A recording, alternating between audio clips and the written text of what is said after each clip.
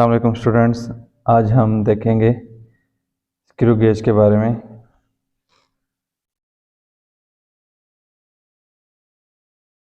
अस्सलाम वालेकुम स्टूडेंट्स, आज हम डिस्कस करेंगे स्क्रू गेज के बारे में। सबसे पहले हम इसकी कंस्ट्रक्शन को देखेंगे कि इसकी कंस्ट्रक्शन कैसी होती है। ये हमारे पास सबसे पहले इसका लॉक है ऊपर। ये लॉक खोलने से ये इसको हम इस्तेमाल कर सकते हैं। अगर ये लॉक बंद हो तो ये आप देख सकते हैं कि अभी ये लॉक है, अभी ये मूव नहीं कर रहा। तो जब हम इस लॉक को खोलते हैं तो ये फिर इसको हम टर्न कर सकते हैं। ये नीचे जो ये इसकी यू शेप फ्रेम है, यहाँ पे ये जो छोटे वाला इसका है, इसको एनविल कहते हैं और इसको स्पिंडल कहते हैं। इसके ऊपर दो तरह के स्केल होते हैं। एक तो ये जो ये मैं रोटेट कर रहा हूँ इसे कहते हैं सर्कुलर स्केल, और जो इसको रोटेट करने से ये जो नीचे एक और स्केल बाहर आ रहा है इसे हम कहते हैं मेन स्केल। और इसकी सेंटर की जो लाइन है इसे कहते हैं इंडेक्स लाइन, और इसको हम जो मेन स्केल जहाँ पे बना हुआ है इस एरिया को हम स्लीव कहते हैं। क्योंकि आप समझ लेंगे जैसे हम अपने स्लीव्स रोल करते हैं उस तरह से इसको सर्कुलर स्केल को रोल करने से ये स्लीव बाहर आ रही है। उसके बाद हमारे पास ये पीछे रैचिट होता है। रैचिट का क्या काम है, मिसाल के तौर पे इसको मैंने बंद किया यहाँ पर, और अभी हमें डाउट होता है कि ये सही बंद है या सही टाइट है या नहीं है। तो फिर हम क्या करते हैं, हम इसको रोटेट करते हैं। तो ये एक आवाज़ आपको आ रही होगी टक टक की। आप देखेंगे जब मैं इसको रोटेट करूँ, अभी देखेंगे ये स्टेम खुला हुआ है, तो अभी देखिए रैचिट को रोटेट करने से कोई आवाज़ नहीं आ रही। सर्कुलर स्केल और ये रैचिट आपस में अटैच होते हैं। तो आप सर्कुलर स्केल को मूव करें या रैचिट को मूव करें एक ही बात है। लेकिन जब आप इसको फुली टाइट कर देते हैं तो सिर्फ कंफर्म करने के लिए कि ये अपनी जगह पे एग्जैक्ट टाइट हो गया या नहीं हुआ, उसके लिए हम रैचिट का इस्तेमाल करते हैं। अगर मैं इसको घुमाऊँगा तो देखिए आप, इसका मतलब क्या है, ये आवाज़ आ रही है, इसका मतलब क्या है कि ये बिल्कुल टाइट है। अभी इसको मज़ीद टाइट करने की ज़रूरत नहीं है। हमारे पास दो मुख्तलिफ़ किस्म के स्क्रू गेज हैं। एक ये, इसके ऊपर आप देख सकते हैं कि यहाँ पर हमारे पास ये 50 डिवीजन वाला है। तो थोड़ा सा मैं जूम करके दिखा देता हूँ। देखिए यहाँ पर 0 है और यहाँ पर हमारे पास 45 है। इसका मतलब क्या है, ये 0 से स्टार्ट होती है और ये एक पूरा टर्न जो है ये 50 मिलीमीटर्स का है, यानी कि ये 45 इसके बाद 0 पे दोबारा 50 बनता है। ये वाला जो स्क्रू गेज है इसके ऊपर आप देख सकते हैं, इसके ऊपर भी इस तरह ही लॉक है, बाकी कंस्ट्रक्शन सारी सेम है। यहाँ पर आप देख सकते हैं कि देखें 0 है और फिर यहाँ पे 90 है, और 90 से 0 तक दोबारा ये 100 बनता है। तो इसके सर्कुलर स्केल पे हमारे पास 100 डिवीजन्स हैं। हमने दो मुख्तलिफ लिए हैं ताकि कंपैरिजन में समझना आसान हो।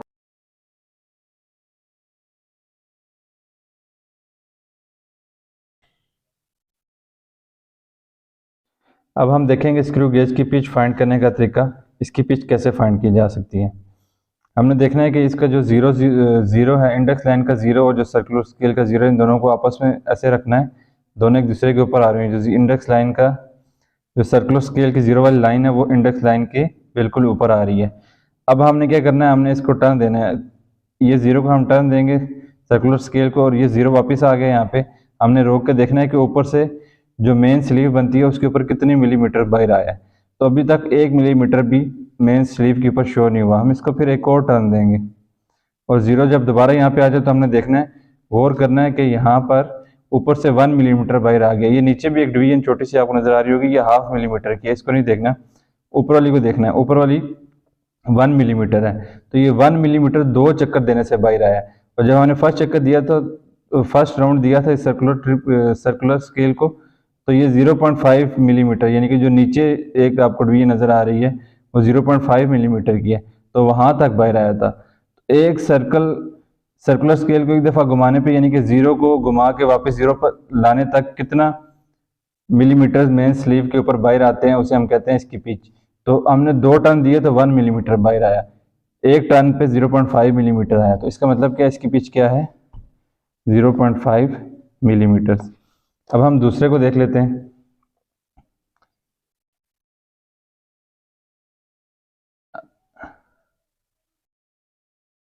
ये देखें, अब ये जो 0 है इसका बिल्कुल 0 की जो लाइन है यहाँ पर वो इंडेक्स की उसके साथ बिल्कुल टच हो रही है।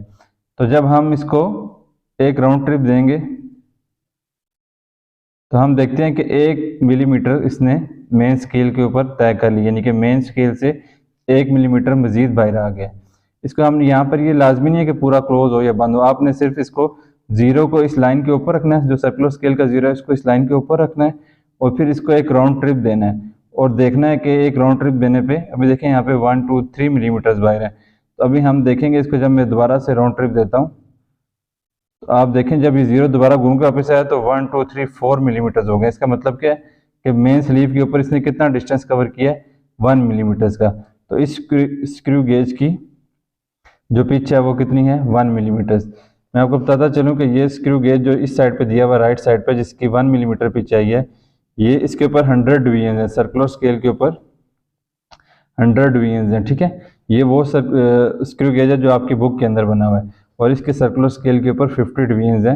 मैंने कंस्ट्रक्शन में बताया था, दोबारा बता रहा हूँ, ये मोस्ट प्रोबेबली आपकी प्रैक्टिकल कॉपी में बना हुआ है और ये आपकी बुक के अंदर बना है। हमने दोनों को लिया ताकि कंपैरिजन में बच्चों को समझना आसान हो। तो इसको एक बार कंक्लूड कर देता हूँ। इसको ज़ीरो को एक दफ़ा घुमा के दोबारा ज़ीरो पे लाने से मेन स्केल के ऊपर 0.5 का डिस्टेंस कवर हो रहा था और इसके ज़ीरो की दफ़ा घुमा के वापस ज़ीरो पे लाने पे 1 मिलीमीटर का डिस्टेंस कवर हो रहा था। तो इसलिए इसकी पिच क्या है, 1 मिलीमीटर और इसकी पिच क्या है, 0.5 मिलीमीटर।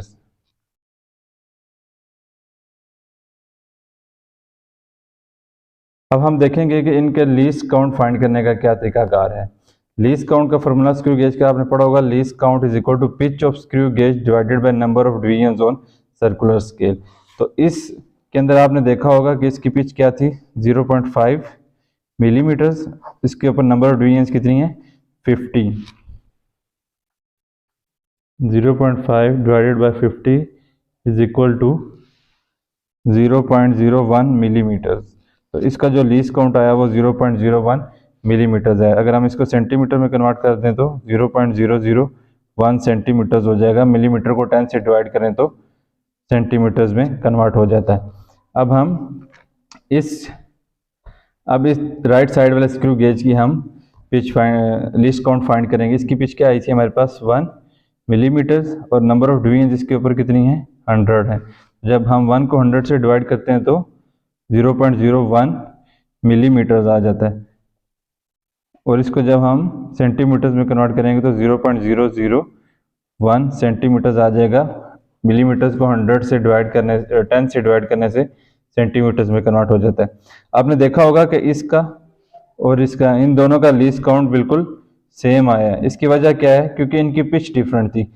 सपोज करें कि अगर इस वाले स्क्रू गेज की पिच भी 1 मिलीमीटर होती और इसके डिवीजन 50 होते तो इसका लीस्ट काउंट डिफरेंट आता और इसका फिर डिफरेंट आता, लेकिन यहाँ पर इसकी पिच कम थी और नंबर ऑफ डिवीजन भी कम थे, इसलिए इसका और इसका आंसर सेम आया। यहाँ पे 1 मिलीमीटर थे और 100 डिवीजन थे और यहाँ पे पिच 0.5 थी और 50 डिवीजन थे, तो दोनों का लीस्ट काउंट सेम आया। इसका मतलब क्या है कि इन दोनों में अगर जीरो एरर ना हो और इनसे रीडिंग ली जाए तो दोनों का आंसर बिल्कुल सेम आना चाहिए।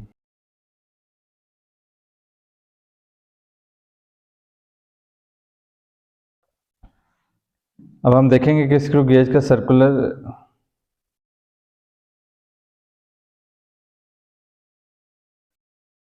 अब हम देखेंगे कि स्क्रू गेज का जीरो एरर कैसे फाइंड करते हैं। जीरो एरर फाइंड करने के लिए आपने इसको स्क्रू गेज को जेंटली ऐसे क्लोज करना होता है। अगर तो जो सर्कुलर स्केल के ऊपर जीरो वाली लाइन है वो इंडेक्स लाइन के ऊपर बिल्कुल आ रही हो, बिल्कुल उसके ऊपर आ रही हो, तो इसका मतलब है कि जीरो एरर नहीं है। अगर सर्कुलर स्केल की जो जीरो है वो इंडेक्स लाइन से पीछे रह जाए, आपने इसको सपोज करें कि यहाँ पे हमने इसको पूरा बंद कर दिया है और ये जो जीरो है वो इंडेक्स लाइन तक पहुंचा ही नहीं है, इंडेक्स लाइन से अभी पीछे रह गया है, तो हम क्या कहेंगे कि इसका जीरो एरर पॉजिटिव है। अगर हम इसको पूरा बंद करें और ये जो जीरो एरर सर्कुलर स्केल का जीरो है ये इंडेक्स लाइन से आगे निकल जाए, उस तरफ निकल जाए, तो हम कहेंगे कि जीरो एरर नेगेटिव है। अब हम इसको देखते हैं, जब हम इस स्क्रू गेज को देखते हैं तो क्या हो रहा है इसके अंदर, ये देखें इसका जो इंडेक्स लाइन है वो यहाँ पर है और जो जीरो है वो उससे आगे निकल चुका है। इसका मतलब है कि इसके अंदर नेगेटिव जीरो एरर है। नेगेटिव जीरो एरर हो तो फिर हमने, या नेगेटिव हो या पॉजिटिव, कोई भी जीरो एरर हो, उसको फाइंड करने का तरीका सेम है। अभी हमने देखना है कि अगर जीरो इंडेक्स लाइन से आगे निकल गया है तो सर्कुलर स्केल की कौन सी डिवीजन है जो इंडेक्स लाइन के साथ कोइंसाइड कर रही है, ऐसी कौन सी डिवीजन है जो इंडेक्स लाइन के ऊपर आ रही है जीरो के बाद। अगर जीरो आगे निकल गया या पीछे रह गया उसके ऊपर एग्जैक्टली नहीं आ रहा, तो फिर कौन सी डिवीजन है सर्कुलर स्केल पे जो इंडेक्स लाइन के बिल्कुल आमने सामने आ रही है या उसके साथ कोइंसाइड कर रही है। Circular division coinciding with index line, आपने देखना है कि इंडेक्स लाइन के साथ कौन सी डिवीजन कोइंसाइड कर रही है।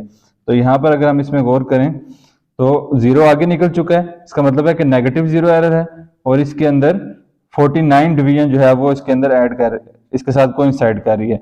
49 और 48 के दरमियान है एक्चुअली, लेकिन हम इसको 49 कंसीडर कर लेते हैं और उसको हमने मल्टीप्लाई करना होता है लीस्ट काउंट के साथ। तो 49 मल्टीप्लाई बाय 0.01 मिलीमीटर्स जो कि इसका लीस्ट काउंट है, तो क्या आ जाएगा 0.49 multiply by 0.01 is equal to 0.49 millimetres. और इसके साथ हम नेगेटिव लगाएंगे क्योंकि ये नेगेटिव जीरो एरर है, क्योंकि सर्कुलर स्केल का जीरो इंडेक्स लाइन के जीरो से आगे निकल चुका है, यानी कि इंडेक्स लाइन से आगे निकल चुका है, तो ये नेगेटिव जीरो एरर है, इसलिए हम इसके साथ माइनस लगाएंगे। और इसकी जो जीरो करेक्शन होगी वो सेम वैल्यू होगी, लेकिन इसके साथ हम प्लस लगाएंगे क्योंकि ये जीरो एरर का ऑपोजिट होता है। जो जीरो एरर होता है वही उसकी जीरो करेक्शन होती है, लेकिन उसका साइन हम ऑपोजिट लेते हैं। नेगेटिव जीरो एरर का मतलब क्या है कि जब हम इससे रीडिंग लेंगे स्क्रू गेज से तो हमें ये इतनी वैल्यू कम दिखाएगा, 0.49 रीडिंग के अंदर ये हमें कम दिखाएगा क्योंकि इसके अंदर इतना एरर है। तो फिर हम उस रीडिंग के अंदर ये वैल्यू प्लस कर देंगे तो उसे हम कहेंगे जीरो करेक्शन। अब हम दूसरे स्क्रू गेज से उसका जीरो एरर फाइंड कर लेते हैं। अभी आप देखें कि इसको यहाँ पर मैंने इसको बिल्कुल क्लोज कर दिया। अब देखें इसका जो जीरो एरर है ये इंडेक्स लाइन तक नहीं पहुंचा, इंडेक्स लाइन ऊपर है और जीरो अभी तक इसका जो जीरो है सर्कुलर स्केल का वो नीचे है, इंडेक्स लाइन तक पहुंचा ही नहीं है। तो फिर हम देखेंगे कि इसकी कौन सी डिवीजन है। सेम तरीके circular division coinciding with index line, circular division कौन सी है जो इंडेक्स लाइन के साथ मैच कर रही है। तो यहाँ से अगर हम देखें तो ये 6th डिवीजन बनती है। तो इसको भी हम इसके लीस्ट काउंट से मल्टीप्लाई करेंगे। तो इसका लीस्ट काउंट क्या था 0.01 मिलीमीटर्स, तो आंसर क्या आ जाएगा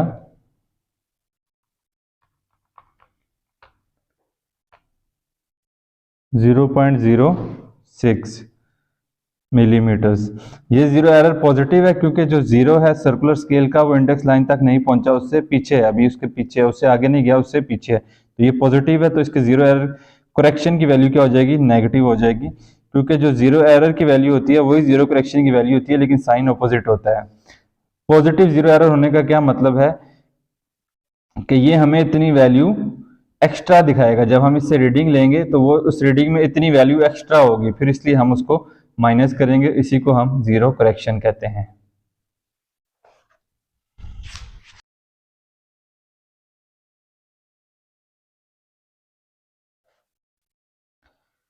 अब हम स्क्रू गेज से रीडिंग लेना सीखेंगे।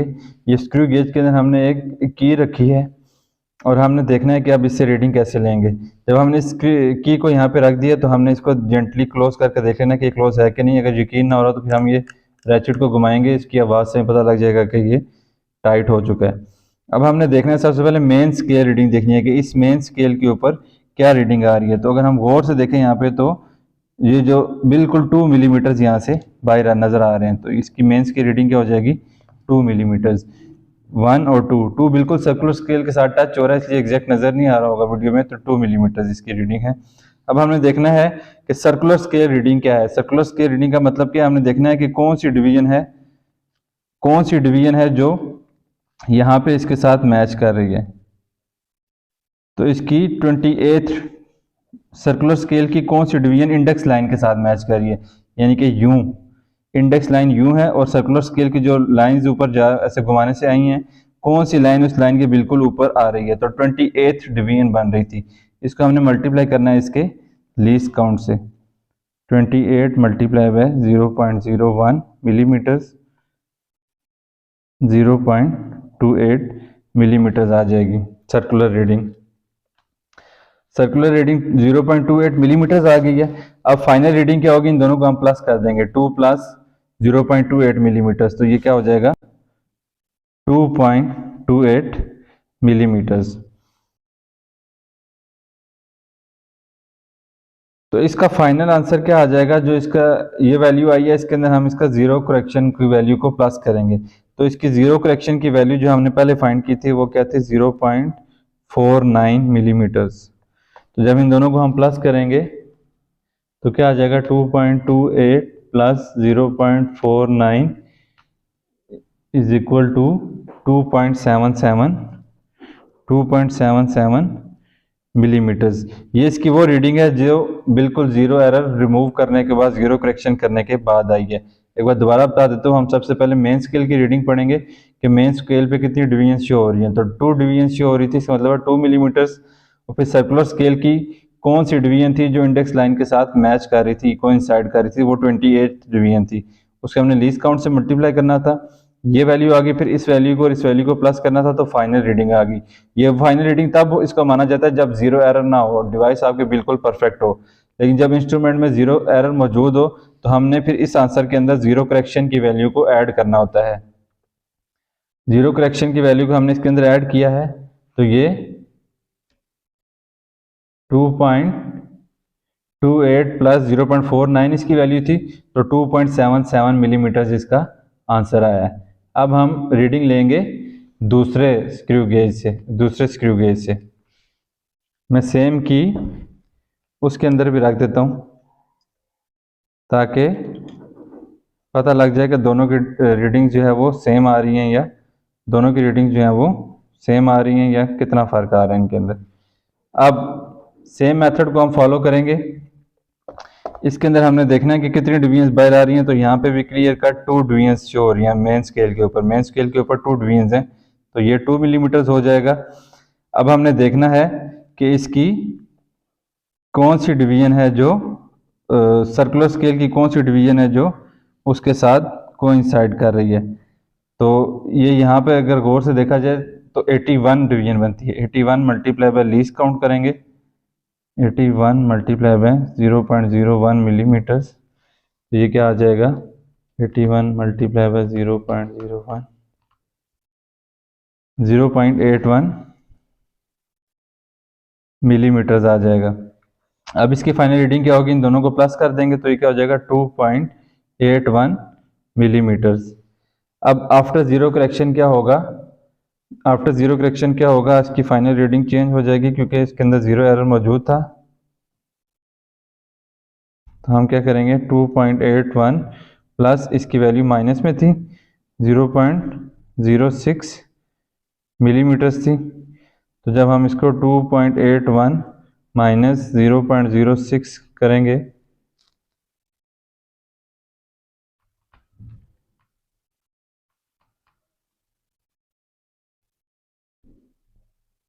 तो हम देखते हैं कि इसका आंसर आया है 2.75 मिलीमीटर्स। जीरो करेक्शन करने के बाद इसका आंसर आया 2.75 मिलीमीटर्स, और इस वाले का आंसर आया था 2.77 मिलीमीटर्स। इसका आंसर आया 2.75 मिलीमीटर्स, और इसका आंसर आया 2.77 मिलीमीटर्स। ये थोड़ा सा बिल्कुल ज़रा सा फर्क आ रहा है इन दोनों की रीडिंग के अंदर, क्योंकि ये ह्यूमन एरर भी हो सकता है। जो हमने रीडिंग ली है उसके अंदर कुछ ना कुछ हमारी, क्योंकि ज़ाहिर हम जो लाइनें दोनों मैच कर रही हैं, रीडिंग्स को हम मैच कर रहे हैं, तो हम अपनी आंख से देख रहे हैं, तो देखने के एंगल में फ़र्क हो सकता है। एग्जैक्टली सामने से देख रहे हैं, साइड से देख रहे हैं, या किसी इंसान की एक्यूरेसी का अंदर फ़र्क भी हो सकता है कि आपकी एक्यूरेसी कितनी अच्छी है। इसीलिए जब भी हम स्क्रू गेज से रीडिंग लेते हैं तो हमने तीन रीडिंग देनी होती है। 3 रीडिंग इससे लेंगे, 3 रीडिंग इससे लेंगे, तीनों की एवरेज निकालेंगे तो मोस्ट प्रोबेबली वो एग्जैक्टली सेम आ जाएगी। इन दोनों को वैल्यूज़ को भी अगर देखा जाए तो इतना ज़्यादा फर्क नहीं है, इनको ठीक माना जाएगा। लेकिन अगर फिर भी इसको क्लियर करना चाहे आदमी तो फिर क्या करेगा कि 3 रीडिंग्स लेगा और तीनों की एवरेज निकालेगा। इसीलिए हम जब भी स्क्रू गेज से रीडिंग देते हैं तो 3 रीडिंग्स देते हैं, क्योंकि इसके अंदर ह्यूमन एरर का चांस बहुत ज़्यादा होता है।